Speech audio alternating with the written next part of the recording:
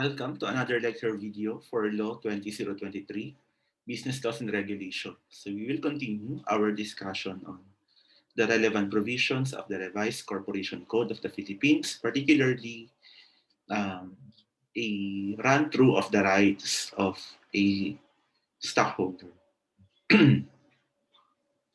So some of the topics here we have already discussed because these rights are covered by other provisions of the Revised Corporation Code. But what we are going to do here is to enumerate them all, and then if repetition na lang yung ibang items, dadaanan lang naman natin.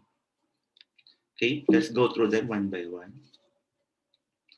First right, and among the uh, most important rights of a stockholder is the right to participate in the management of the corporate affairs. Obviously, we are referring here to the ordinary shares.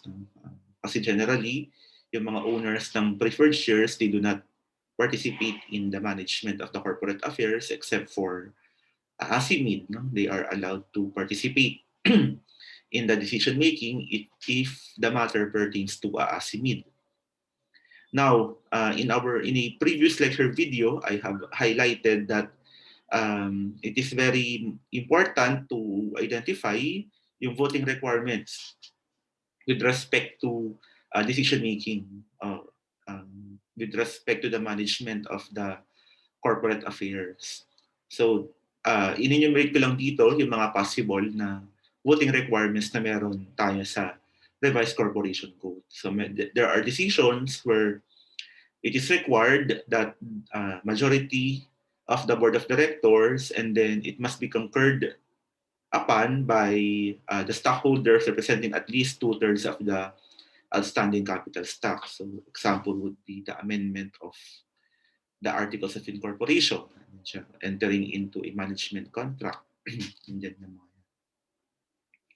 Two, majority vote of the board of directors plus concurrence of the stockholders representing at least majority of the outstanding capital stock.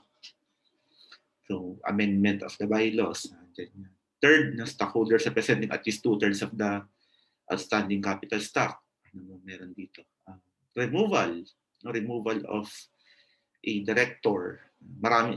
Actually, I think dalawa lang sila. Check nyo na lang yung previous lecture video natin on this one. Then fourth, stockholders representing at least majority of the outstanding capital stock to call for the meeting, for the purpose of removing a director or an officer. Also to withhold or not really to recover, but to revoke, the grant of power to to amend the bylaws sa board of directors. May ganun tayo. So, isa sa mga, again, I will not go through them kasi hindi dito yung tamang venue for that. You can just refer to the previous lecture videos kung saan diniscuss natin yung iba't ibang decision-making requirements, voting requirements for certain acts of the corporation. Again, first, and I think the most important right of a stockholder is to participate in the management of the corporate affairs. Now, this one is relatively new to us, the right to enter into voting trust agreements. So, one or more of the stockholders of a stock corporation may create a voting trust for the purpose of conferring upon a trustee or trustees, kung marami sila, the right to vote and other rights pertaining to the shares for a period not exceeding 5 years at any time. So pag sinabing voting trust agreement, say contract, is an agreement between two persons. So meron tayong tinatawag na trustor. Pagset ba tayo? Meron tayong tinatawag na trustor. And then you have the trustee. So the voting trust agreement, that in this voting trust agreement, the trustor is the stockholder. So meron siya ngayong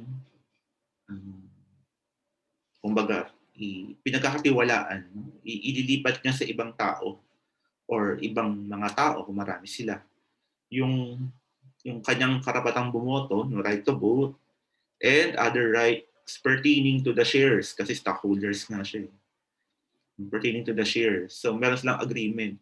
Kumbaga si trustee na ngayon yung mag-step into the shoes of the trustor. Pero ino-honor ni trustee na hindi siya yung may-ari nung shares. Hindi siya yung may-ari ng shares. Pinahawakan lang niya yung shares in trust and for the benefit of the trustor. But the right to vote and all other rights pertaining to that shares ay i-exercise ni trustee pursuant to the voting trust agreement. So according to this provision of the revised corporation code, any voting trust agreement can be valid for a period not exceeding 5 years.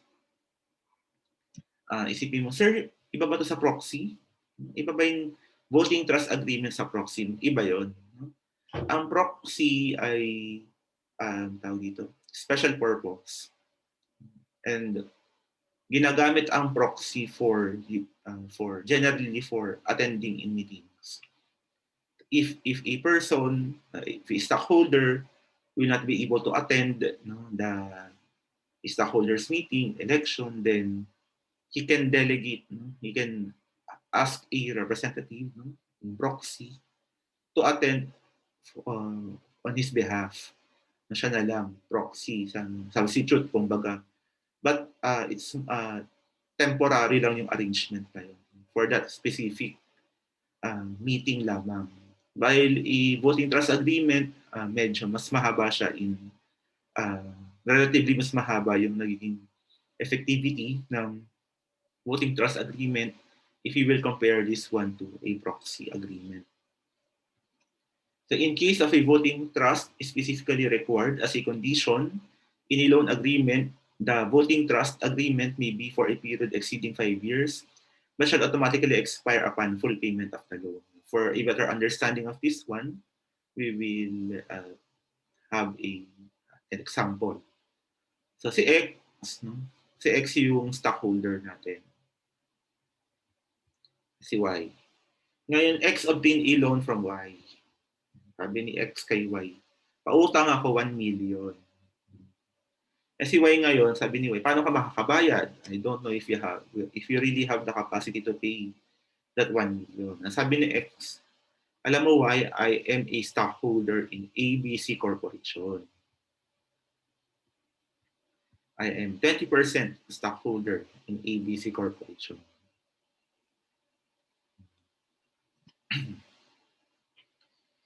Ibig sabihin, bilang 20% owner, I have 20% say in the management of ABC Corporation. And in case ABC Corporation will declare dividends, I am entitled to 20%.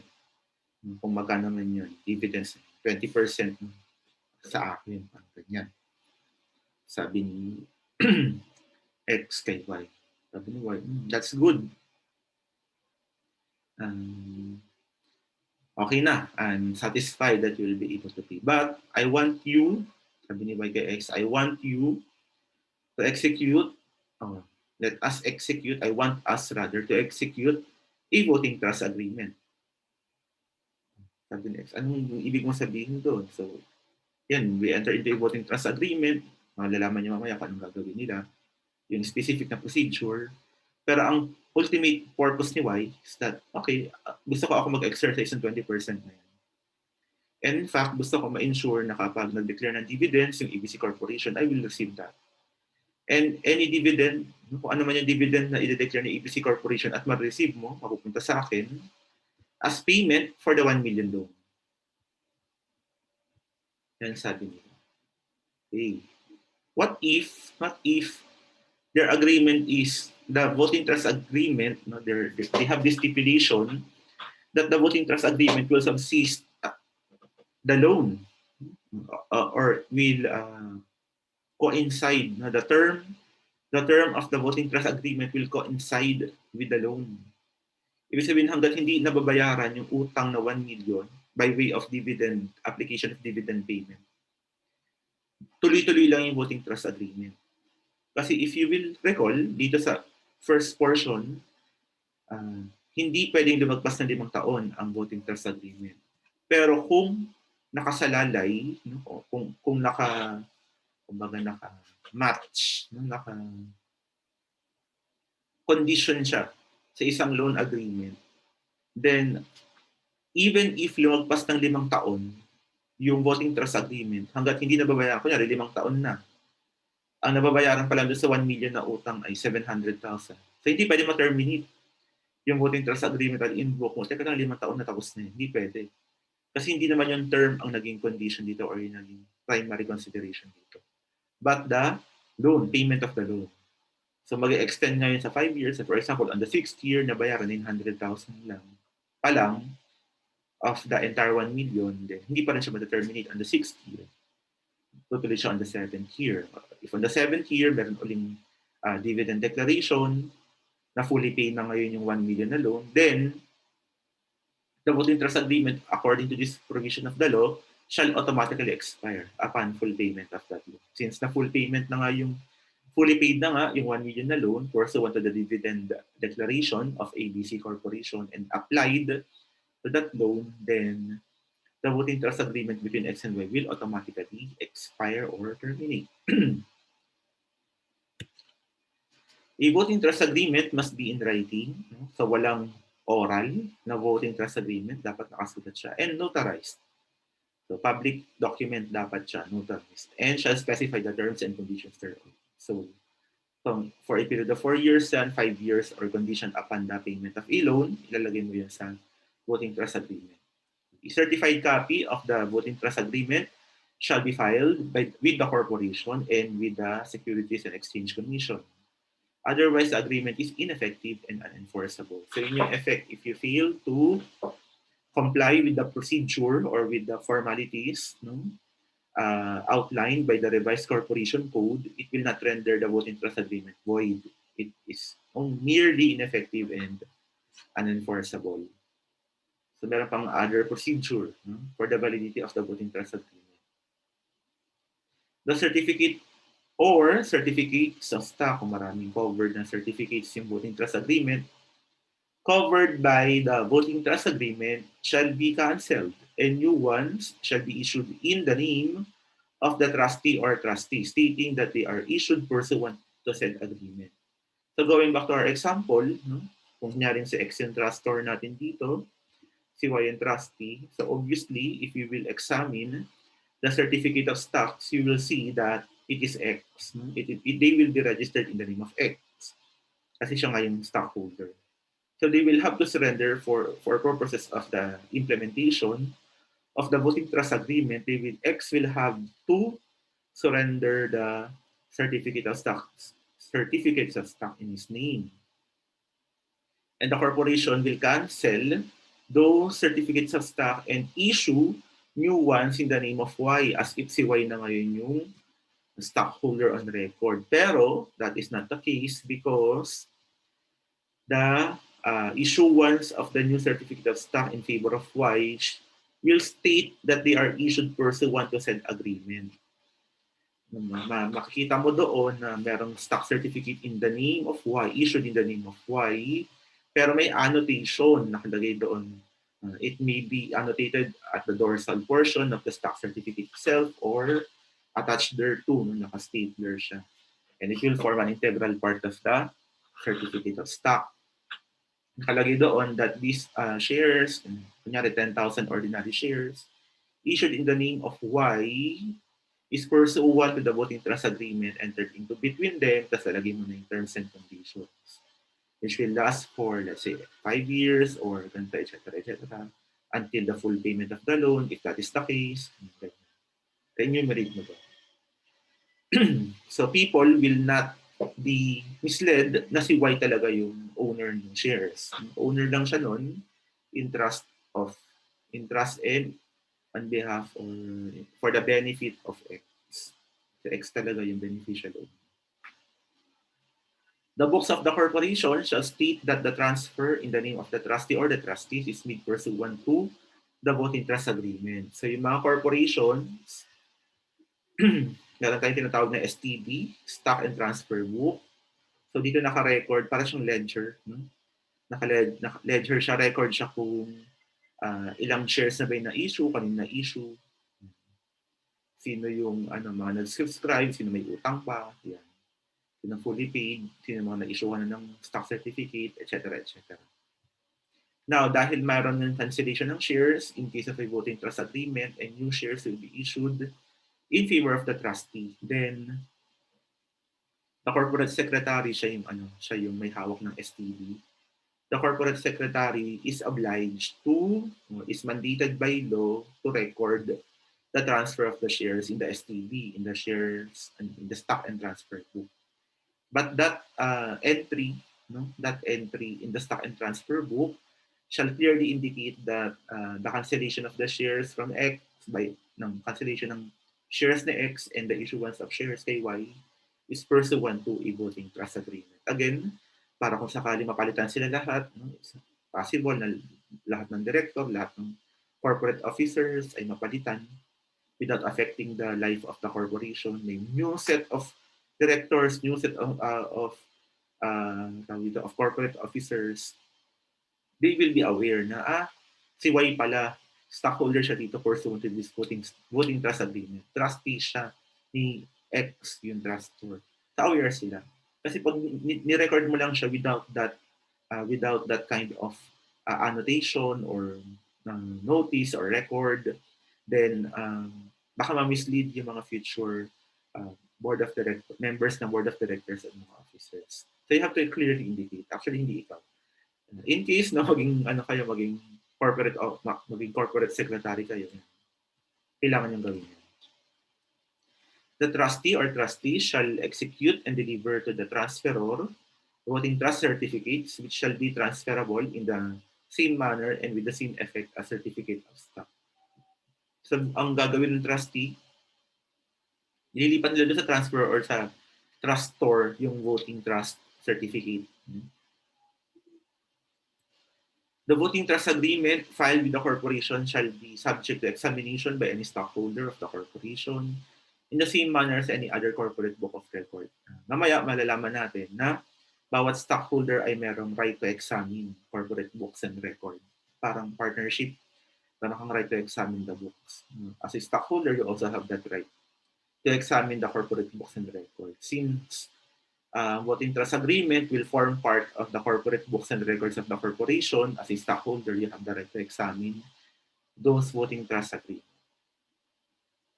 The trustor and the trustee or trustees may exercise the right of inspection of all corporate books and records in accordance with the provisions of the Revised Corporation Code. So, nililinaw lang ng portion na to ng Revised Corporation Code that even if the trustor has transferred yung kanyang shares sa isang trustee, both of them, the trustor and the trustee or trustees, kung marami sila, may exercise the right of inspection of the corporate books.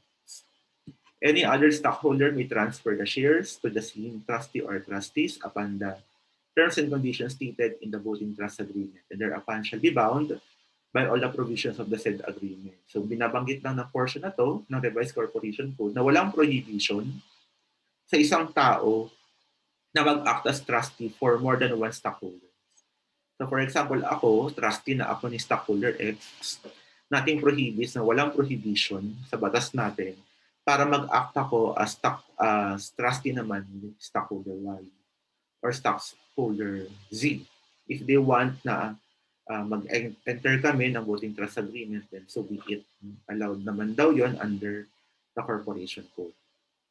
No voting trust agreement shall be entered into for the purpose of circumventing the laws against anti-competitive agreements, abuse of dominant position, anti-competitive mergers and acquisition, violation of nationality and capital requirements, or for the perpetuation of fraud.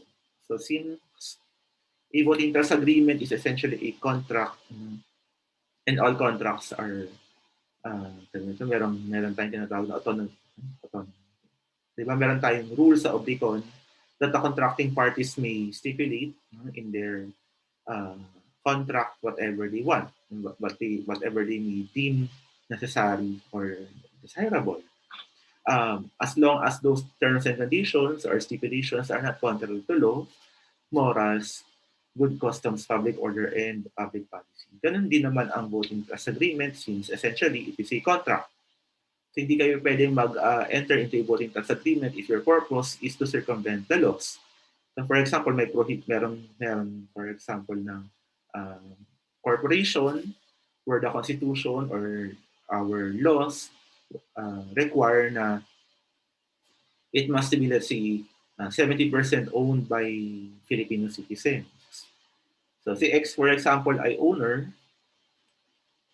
stockholder siya doon, tapos napasa niya kay Y. Kaya lang, not really papasa. I-enter siya ng voting trust agreement with Y. Kaya lang, if that will be the case, Y will be, the 70% requirement of the law, no, with respect to Filipino ownership will be violated, will no longer be complied with. Kapag gano'n, hindi pwedeng sabihin na valid yung voting trust agreement. Hindi. Kasi ma-violate ng voting trust agreement yung citizenship requirement. Bawal yun. Bawal siya. Hindi mo pwedeng hindi pwede na merong mas maging legal ang isang kontrata if contrary siya to the laws. Hindi pwedeng gano'n. Hindi mo pwedeng ilagay sa mas mataas na pedestal ang kontrata even if the contract is the law between the contracting parties. It still has to give way sa mga requirements ng batas natin. Unless expressly renewed, all rights granted in a voting trust agreement shall automatically expire at the end of the agreed period. The voting trust certificates as well as the certificate of stock in the name of the trustee or trustee shall thereby be deemed cancelled, and your certificate of stock shall be reissued in the name of the trustor. So parang babalik siya ngayon. If they agreed na 5 years na yung voting trust agreement, then it will automatically expire at the end of that 5-year period. If they stipulated na yung voting trust agreement is a condition sa payment ng loan, upon the full payment of that loan, then the voting trust agreement shall automatically expire. At dahil dyan, magkakaroon ngayon ng restitution, kailangan ibalik na yun. So yung shares na issue in the name of the trustee will now be cancelled and parang ibabalik siya ngayon doon sa trustor. Kailangan maibalik sa kanya kasi expired na nga yung voting trust agreement. The voting trustee or trustees may vote by proxy or in any manner authorized under the bylaws unless the agreement provides otherwise. So, walang prohibition doon sa trustee na nag-assign ng proxy. Proxy binabanggit ko sa inyo kanina. Ito yung parang, di ba, voting trust agreement, trustor, trustee. Si trustee ngayon yung pwedeng umattend ng stockholders meeting. Kasi essentially siya yung stockholder on record. Wala nagbabawal kay trustee na padala ng proxy. If the trustee will not be able to attend the stockholders meeting, then he may be allowed to attend and vote by proxy. Unless, nakalagay dito, the agreement provides otherwise. Ibig sabihin, if the voting trust agreement between X and Y prohibits Y, there's a stipulation there, which expressly prohibits Y from attending meetings and voting by proxy. Kapag mayroong prohibition in the agreement, then Y cannot enter into a proxy agreement or attend a meeting by way of proxy. So participate therein by way of proxy. Kasi nga bawal doon sa voting trust agreement na in-execute between X and Y. Okay? Now let's go to another right of a stockholder, the right to receive dividends and to compel their declaration if warranted. If the dividends to be declared are stock dividends, it requires not only the majority vote of the board of directors but also the approval of the stockholders owning at least 2/3 of the outstanding capital stock. Hindi basta-basta na-declare lang ng stock dividends. Kailangan siyempre may vote ito ng board of directors since corporate act siya. Majority vote required on the part of the board of directors, so it must be approved or concurred upon by the stockholders owning at least 2/3 of the outstanding capital stock. Hindi masyado kasing economically satisfying kumbaga ang stock dividend, although meron siyang economic implication in the future kasi nadadagdagan yung dividends mo yung stock stocks owned mo in that corporation, since nadagdagan siya pursuant to the stock dividends, maaaring in the future, kapag nag-declare na ng cash dividend, tataas mo yung matatanggap mo. Diba? Or ibebenta mo siya, syempre, with consideration yun. Mas additional shares, mas mataas yung consideration. Pero yung short-term effect niya, wala masyado. Diba? Tumaas lang yung number of shares. Actually, last year, tumaas yung number of shares. So, wala siya masyadong effects. So, kaya nire-require na hindi lang yung board of directors ang mag-decide kung tama ba o hindi na mag-declare ng stock dividends. It requires, that decision requires the approval of the stockholders, owning at least 2/3 of the outstanding capital stock. Now, the board of directors can be compelled to declare dividends if the retained earnings are in excess of 100% of the paid up capital. Sobra na siya. So the stockholders can now compel the board of directors to declare dividends. Again, check mo lang yung balance ng unrestricted retained earnings. At kapag ito ay lagpas sa 100% ang balance ng paid up capital, then they have the right to compel the board of directors or the corporation through the board of directors to declare dividends. However, the board of directors can refuse the call to declare dividends if letter A, it is justified, or the accumulation of the return earnings justified by a definite corporate expansion or projects or programs approved by the board. Pero essentially, kapag meron ka ng approved corporate expansion programs and projects, appropriated na yun, restricted na siya. Obviously, you can no longer compel the board of directors to declare dividends out of that portion of the retained earnings if nakaset aside na siya for specific purposes. Letter B, the corporation is prohibited under a loan agreement to declare dividends without the creditor's consent, and such consent has not yet been secured. So again, this one is an appropriation, grant for appropriation. If the corporation obtained a loan and the creditor required the corporation to set aside portion of the retained earnings to secure the payment of the loan, then hindi pwede na mag-declare ng dividends out of that appropriated portion without the consent of the creditor. And then finally, it can be clearly shown that the retention is necessary under special circumstances obtaining in the corporation. So for example, if the corporation is under litigation, merong kasong kinakaharap yung corporation, for example, environmental case yan. And it is possible that the corporation will be held liable for the damages sa environment. For example, in-estimate na we will be held liable 10 million for this. Hindi pa naman sila nag-set aside, hindi pa siya provision, pero they are it is probable magkaroon ng ganun. So ang gagawin nila, they have to set aside portion kasi pag hindi ka nag-set aside ng portion, para bang budget. In case na mag-decide yung court at unfavorable dun sa corporation, pinagbabayad siya ng 10 million, hindi siya mabibigla.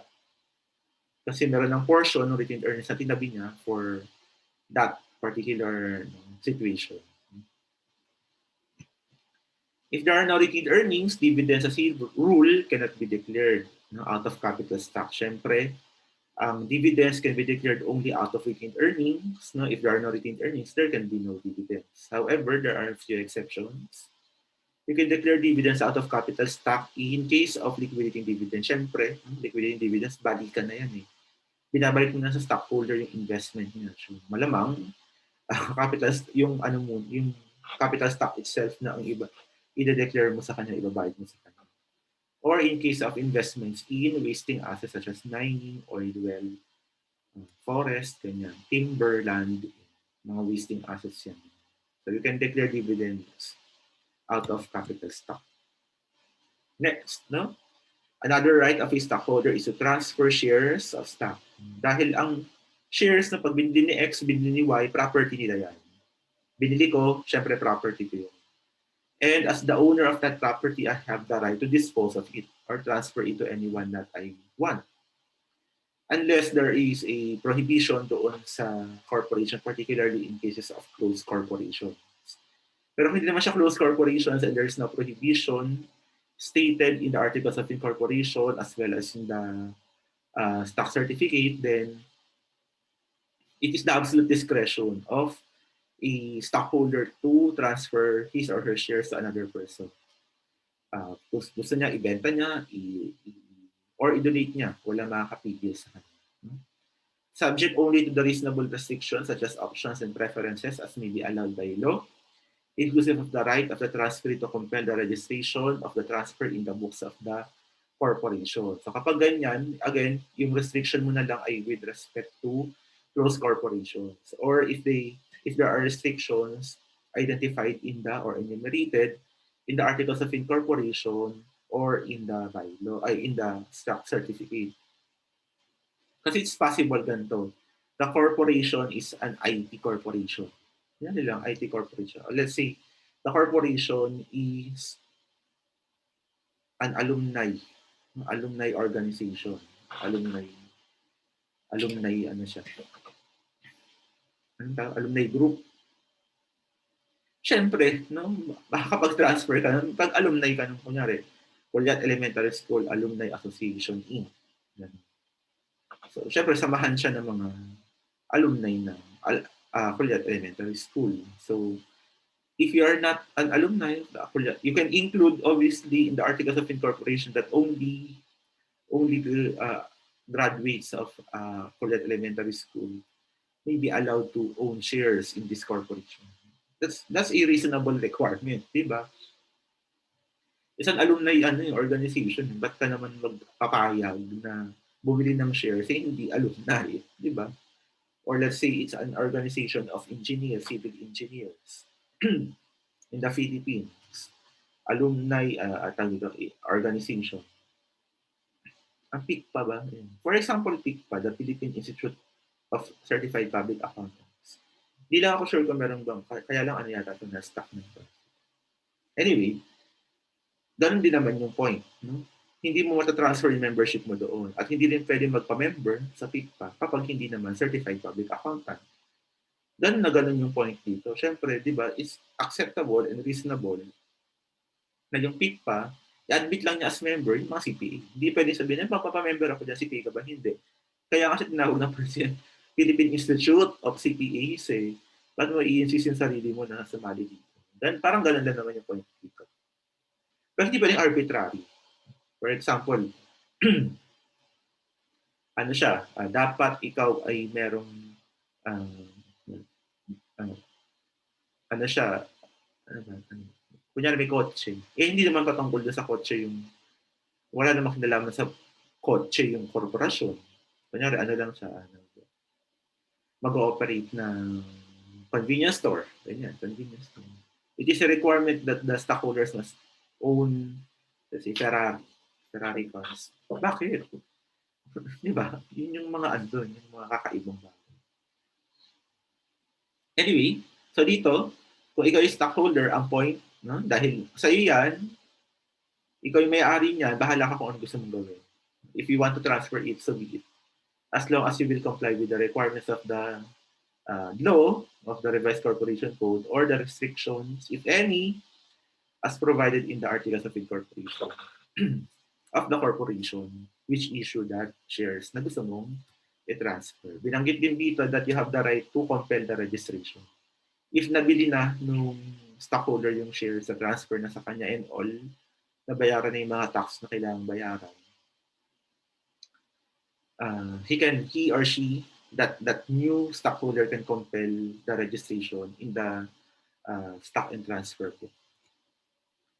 Bilang stockholder, you have the right to be issued a certificate of stock. Napaka lungkot naman na subscribe ka at nagbayad ka ng certificate ng stocks, no? Shares of stock sa isang corporation kasi hindi ka in-issuean ng certificate of stock. You have the right to be issued a certificate of stock.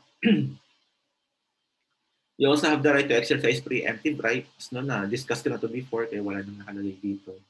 To recall preemptive rights, the right of an existing stockholder to subscribe to new issuances of shares, no, whether new issuance of shares, whether from unissued capital stock, authorized capital stock, or pursuant to an increase in the authorized capital stock. Kapag ganyan, merong preemptive right yung mga existing stockholders.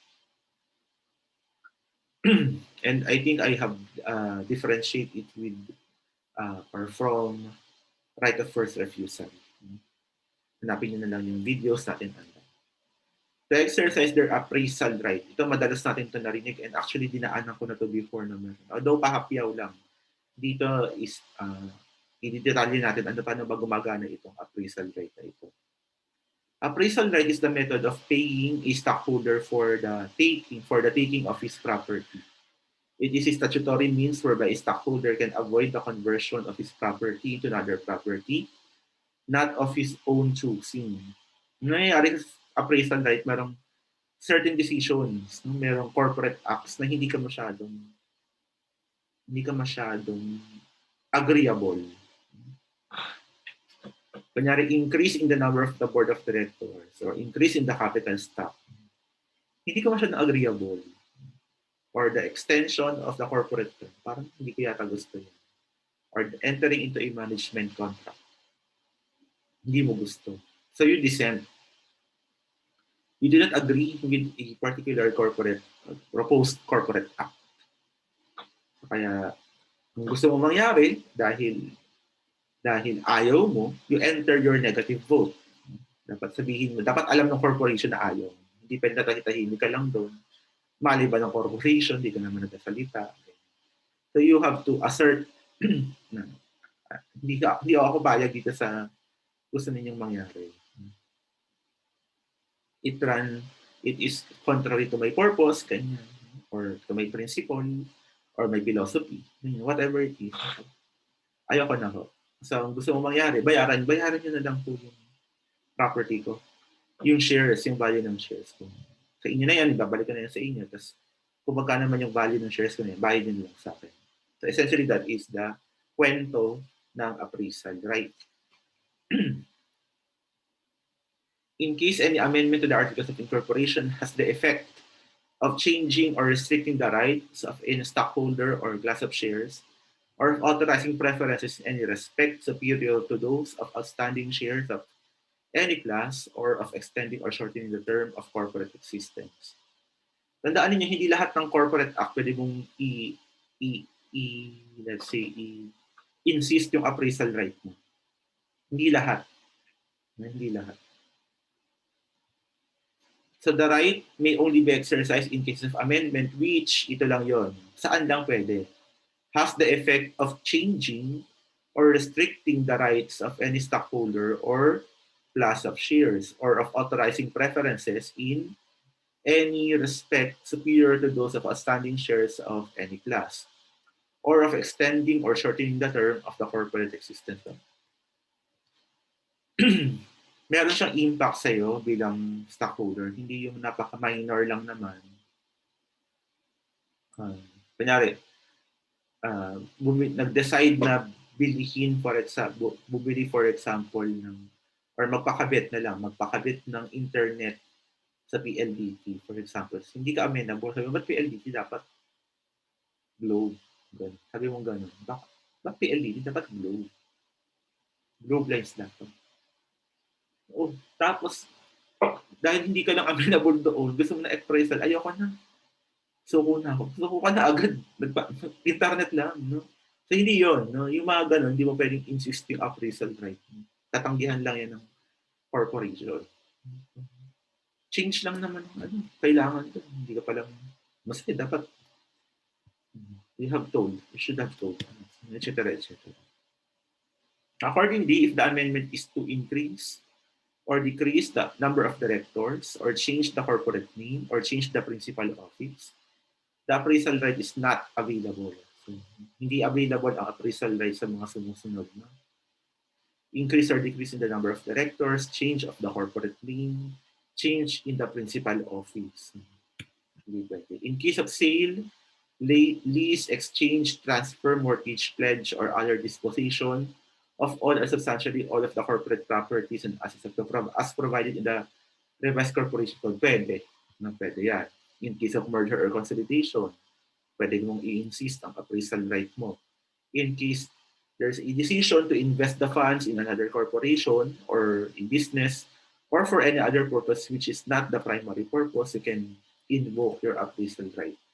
In a closed corporation, a stockholder has the unbridled right to compel the corporation for any reason to purchase its shares at their fair market value, which shall not be less than the par value or issued value, when the corporation has sufficient assets to cover its debt and liabilities exclusive of capital stock. So in case of a closed corporation, kahit anong dahilan pwede, as long as na mababayaran ka ng fair market value, not less than the par value or stated value, kung sapat yung assets ng corporation after quote-unquote deducting the debts and liabilities. The stockholder concerned is regarded as having made an election to withdraw from the corporation corporate enterprise and take the value of his stock. No? Such a procedure suspends for a maximum of 30 days certain ownership rights associated with the stockholder status, such as the right to receive dividends or the distribution, and the right to vote, which cannot be restored without compliance with the governing statutory conditions. Dahil sinasabi mo na nga, ayoko na, no? Tigil na to, nasususpend ngayon yung rights mo bilang stockholder. So including the right to receive dividends and the right to vote. Walang kadalaman. So yan yun. Yung appraisal right. Suko ka na kumbaga. Also, the right of a stockholder to institute and file a derivative suit. Magkaso, paghabla, at ang tawag na sa habla niya ay derivative suit. Ano ba to? Ano ba yung derivative suit? A derivative suit is an action based on injury to the corporation to enforce a corporate right wherein the corporation itself is joined as a necessary party and recovery is in favor of and for the corporation. It is a suit granted to any stockholder to institute a case to remedy a wrong done directly to the corporation and indirectly to the stockholders. Tandaan ninyo, a corporation is a juridical entity. It has a separate personality, distinct from that of the stockholders. Meaning, if merong injury on the part of the corporation, yung right to file an action is belongs to the corporation. Di ba? Dahil damage yan on the part of the corporation, yung corporation yung may karapatan na maghabla. Siya yung maghahabla dyan. Among the powers of the corporation na discuss natin is the right to sue and be sued. So yung karapatang maghabla ay nasa corporation yun, hindi nasa stockholder. So kung damage on the part of the stockholder, correct, yung stockholder yung mag-file ng kaso sa pangalan niya. If damage on the part of the corporation yan, yung corporation dapat yung magsampa ng habla sa pangalan ng corporation. Pero what if, ganito yung situation, what if ang nagka-cause ng damage dun sa corporation ay yung mga directors mismo, yung mga officers mismo? Can you compel them o kasuhan nyo yung sarili ninyo? Ganyan. Kasuhan nyo yung sarili ninyo. For example, nagloloko na yung mga yung mga directors, mga officers, to the damage and prejudice of the corporation. Siyempre, the decision, since sila yung body corporate, di ba, sila yung mag-authorize on behalf of the corporation. Kung magpa-file man ng kaso, it will be the board of directors who will come up with the resolution authorizing the filing of an action. So just imagine if the defendant, yung kakasuhan, doon sa kaso na yun ay mga membro ng board of directors mismo o yung mga kapwa nila officers, you cannot expect na, mag-come up na kayo ng resolution authorizing the corporation to file a case against you. But don't expect that. It will not happen. Kaya lang, tuloy-tuloy na nasa-suffer yung corporation. Paano ngayon ang gagawin ng mga stockholders? Siyempre, eventually, diba, meron silang interest over the corporation. However inchoate that is, no? However indirect that is. Meron silang karapatan over that corporation. Kaya lang, hindi sila member ng board, no? Para i-invoke yung right ng corporation to file an action. So, what is the remedy left to the stockholders na helpless na sila ngayon. Kawawa naman yung corporation. Eh, kakasuhan natin yung mga board. Eh, hindi man i-authorize yung board. Nakasuhan sila. Diba? So, what they can do is to file a derivative suit. So, yung mga stockholders, they can file an action, bring the action in the name of the corporation, and syempre they have to indicate in their complaint that the action is being filed as a derivative suit.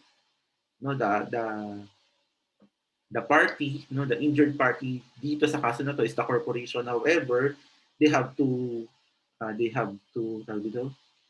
lead, they have to include in their complaint yung mga facts na magko-constitute ng derivative suit. Sabihin nila doon na ito napabayaan ng corporation, bad faith na in the management of the affairs yung board of directors, and we want na maprotektahan yung interest ng corporation. However, since we are not in the position to decide to authorize the corporation to file an action against these members of the board, then we are bringing this action as a derivative suit.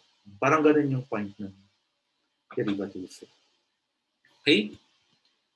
Ito, merong iba't ibang kaso pa na pwedeng i-file. But this is not a derivative suit. We have individual or personal action. Yung sinasabi ko sa inyo kanina, for direct injury to the rights or the denial of his rights to inspect corporate books, for example, and records, or the denial of a preemptive right. Diba?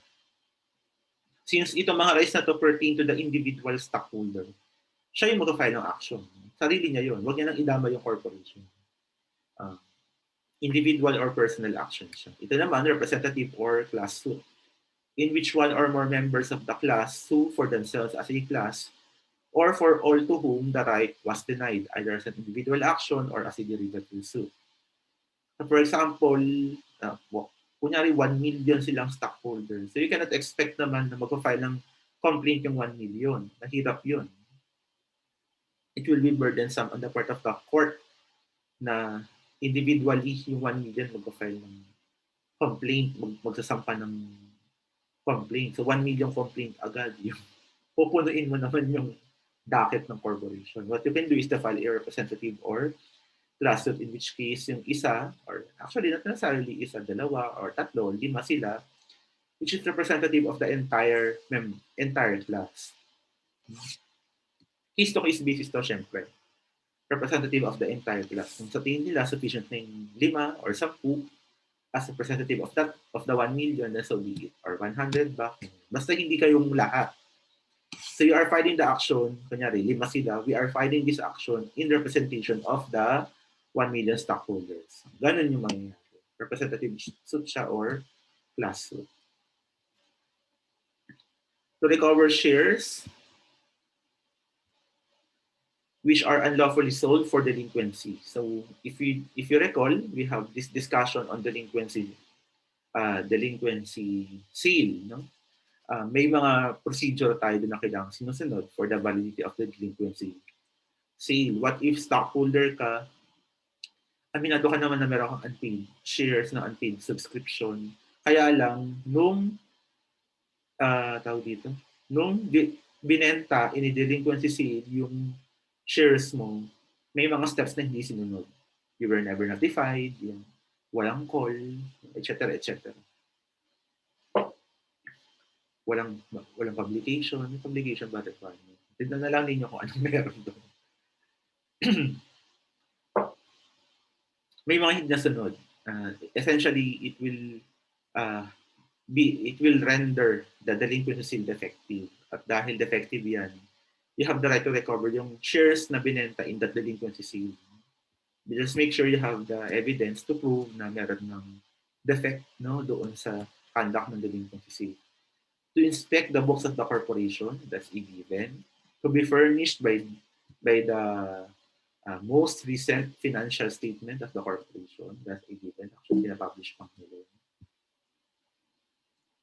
Iba. To be issued new stock certificate. What if nawala mo yung stock certificate? Nawala. No. Paano mo ngayon invoke yung right mo? As an owner. Tandaan yung stock certificate is different from shares of stock. Discuss natin yan in detail. You just don't have the evidence. meron ka pa rin ownership over corporation, meron pa rin evidence. What if napulot ng iba yan? Delikado ngayon. Wala mo, napulot ng iba, tapos cancel. Pinalabas na ikaw, binenta mo. Mahirap yan. Tandaan, pag binibenta mo kasi yung yung shares mo, you have to endorse yung stock certificate. Kailangan mo ibigay yung stock certificate. Okay. So in order to protect yourself, you have to declare. You have to announce. Okay. The registered owner of a certificate of stock in a corporation or such person's legal representative shall file with the corporation an affidavit in triplicate setting forth, if possible, the circumstances as to how the certificate was lost, stolen, or destroyed, the number of shares, the serial number of the certificate, and the name of the corporation which issued the same. Gumawa ka na ng affidavit of loss. Yun yung una mong gagawin. Pag sa tingin mo, nag-try ka maghanap pero wala ka talaga makita. Binaliktad mo na yung buong bahay mo. Tinignan mo na lahat ng depository box mo, deposit box mo with yung mga bangko minimaintinan mo. Wala talaga. So, you consider it lost. So, ang gagawin mo? You execute first an affidavit of loss. Kwento mo doon, salaysay mo doon kung ilan yung nawawalang shares, ilan yung shares rather na kinakover ng certificate na yan. May serial kasi yan, 001, 002, name ng corporation. Ayun yung facts kung paano siya nawala. Na nakaw sa'yo or na-destroy. Since it's an affidavit, it must be notarized, syempre. The owner of the lost stock certificate shall also submit other information and evidence as may be deemed necessary. After verifying the affidavit of loss and other information and evidence with the books of the corporation shall publish a notice in a newspaper of general circulation in the place where the corporation maintains its principal office once a week for 3 consecutive weeks at the expense of the registered owner of the lost certificate of stock or stolen or destroyed. So magkakaroon ng publication. Ina-announce ng corporation na, ito sabi ni X, nawawala daw yung shares mo. Yan, pa-publish na yan.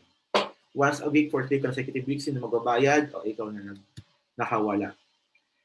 The notice shall state the name of the corporation, the name of the registered owner na nakawala, the serial number of the certificate, the number of shares, and that after the expiration of 1 year from the date of the last publication, if walang magko-contest walang magko-contest doon sa notification nung pagkawala, the right to make such contest shall be barred, bawal na siya, and the corporation shall cancel the lost, destroyed, or stolen certificate of the stock in its book. Kasi maaaring situation. Binenta ko yung shares ko. Totoong binenta ko siya. Dineliver ko na ngayon. Pagka-deliver ko ng shares ko doon sa buyer, nag-file ako ng affidavit. Sinasabi ko doon sa corporation, wala ko yung shares ko. Siyempre yung pinagbentahan ko, maaalma siya. Teka lang, binenta niya sa akin, ba na sinasabing nawawala? Binenta niya sa akin to. Itong buyer will now have to enter his contest. Iko-contest niya. Nakukontrahin niya. Hindi yan yung nangyari. Hindi niya nawala. Ang totoo niya, binenta niya sa akin. Ganun po yung nangyari din. But you have to do that 1 year from the date of the last publication. Ano sabi dito? You have to publish it for 3 consecutive weeks. Once a week for 3 consecutive weeks. So, from the last date of the publication, merong 1 taon para yung mga interested persons to make a contest. To contest the actually, the eco-contest is the issuance of new shares, substitute shares. In lieu thereof, the corporation shall issue new certificate of stock unless the registered owner files a bond or other security as may be required effective for a period of 1 year for such amount in such form with such sureties as may be satisfactory to the board of directors, in which case a new certificate may be issued even prior to the expiration of the 1 year period. Sabi dito, you have to wait for 1 year before kayong umaksyon. Publish ngayon, 3 linggo. Then from the last publication, let's wait for 1 year. Baka merong kumontra yung sa mga sinasabi mo. So all has to wait, no? Including the all has to wait. All have to wait. Everyone, lahat kayo maghihintay. Pero kung hindi na makapaghintay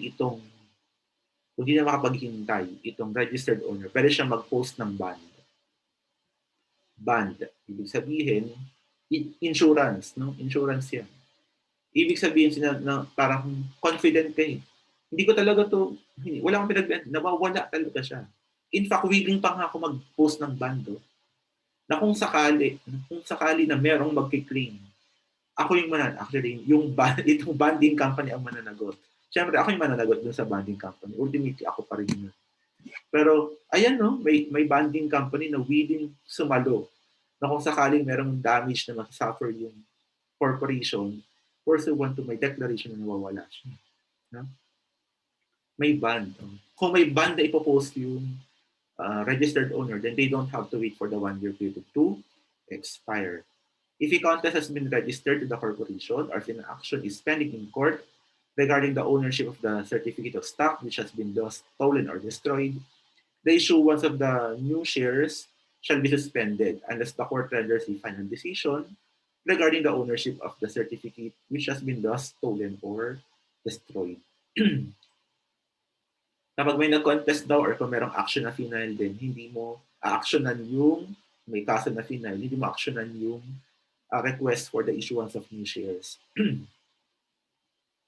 Except in case of fraud, bad faith, negligence on the part of the corporation and its officers, no action may be brought against any corporation which shall have issued certificate of stock in lieu of the lost, stolen, or destroyed pursuant to the foregoing procedure.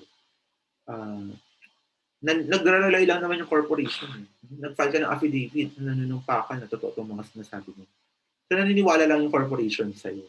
In case hindi pala totoo yan, hindi pwedeng panagutin yung corporation or its officers except if there is fraud, kasabwat sila, there is bad faith, hindi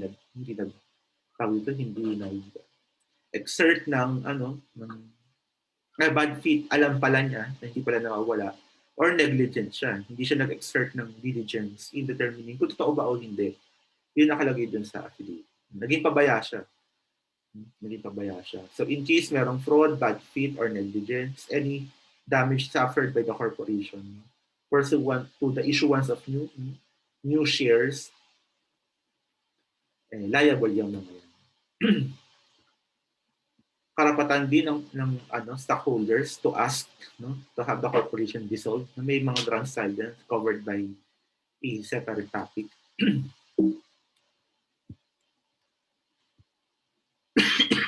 And in relation to the right to ask for the dissolution of the corporation, siyempre they have the right to participate in the distribution of the assets upon liquidation. So that's it. Yung mga karapatan ng isang stockholder. Stockholder ka, lista mo yung mga karapatan. Exercise mo lahat. Yun lang. No? So thank you for listening to this lecture video and see you on the next video. Thank you and again and goodbye.